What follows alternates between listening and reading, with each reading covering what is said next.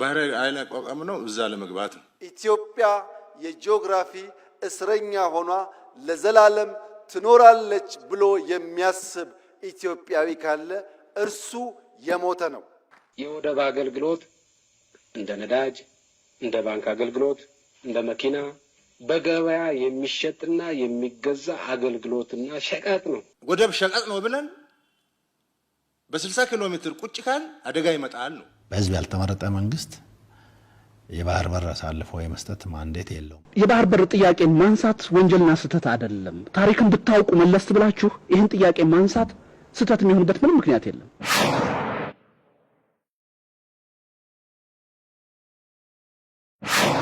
ኢትዮጵያ የማይናወጥ ብሔራዊ ጥቅም አላት። ዓለም ዛሬ ይስማ። የቀይ ባህር አክሰስ ሰላማዊ በሆነ መንገድ ኢትዮጵያ ያስፈልጋታል። ኢትዮጵያ ወደብ ያጣችው አሁን ነው ወይ? አገር በመክዳት የምትከሱ ከሆነ ለምን ምኒልክን አትከሱም? ኤርትራን ከጣሊያን ጋር ተፈራርመው የጣሊያን አካል እንድትሆን የፈረሙት ምኒልክ ናቸው። በዚያ ከሆነ መሄድ ያለብን ምኒልክን ነበር መክሰስ ያለባቸው። የባህር በር ጥያቄን ማንሳት ወንጀልና ስህተት አይደለም። ታሪክን ብታውቁ መለስ ብላችሁ ይህን ጥያቄ ማንሳት ስህተት የሚሆንበት ምንም ምክንያት የለም።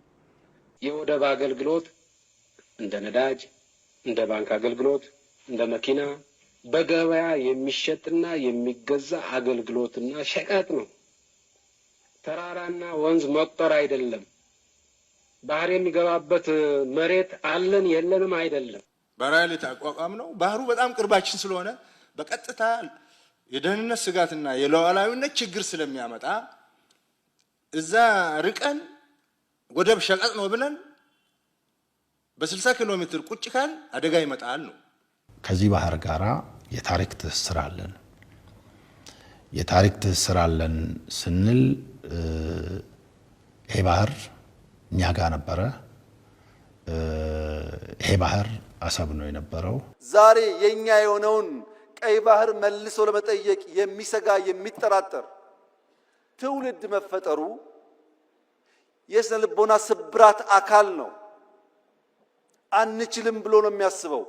እኔ ላረጋግጥላችሁ እወዳለሁ፣ ኢትዮጵያ ትችላለች።